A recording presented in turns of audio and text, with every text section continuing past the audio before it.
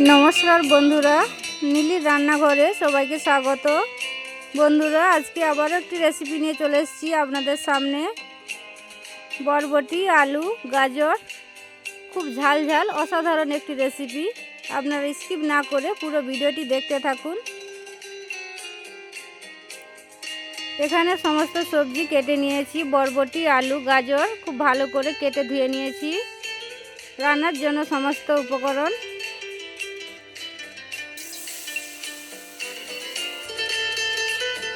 কেটে রাখা বরবটি ভাপিয়ে নেব।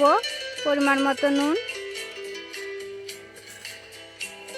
2 মিনিটের জন্য ঢেকে নিয়েছিলাম। খুব ভালো করে ভাপিয়ে নিয়েছি। কড়াইতে সরষের তেল, কালো জিরে পরিমাণ মতো, গোটা জিরে, রসুন কুচি পরিমাণ মতো, পেঁয়াজ কুচি পরিমাণ মতো, 2টো কাঁচা লঙ্কা খুব ভালো করে ভেজে নেব।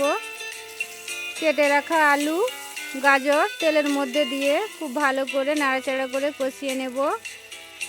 নুন পরিমাণ মতো, আরও একবার নাড়াচাড়া করে নেব। ভাপানো বরবটি একই সাথে দিয়ে খুব ভালো করে কষিয়ে নেব।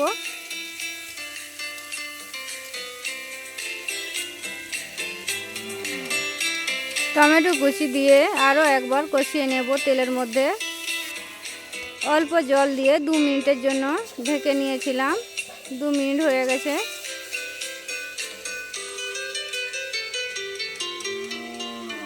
হলুদ গুঁড়ো পরিমাণ মতো, লঙ্কা গুঁড়ো পরিমাণ মতো, জিরে গুঁড়ো পরিমাণ মতো, ধনে গুঁড়ো পরিমাণ মতো, সমস্ত মশলা দিয়ে আরও একবার খুব ভালো করে কষিয়ে নেব।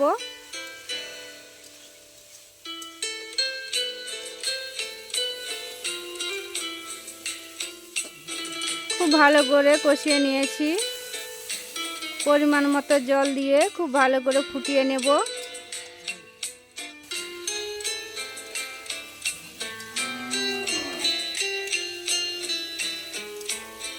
রান্নাটি প্রায় শেষের মাথায়। অল্প জল দিয়ে আরও একবার খুব ভালো করে ফুটিয়ে নেব। স্বাদ মতো নুন দিয়ে দেব।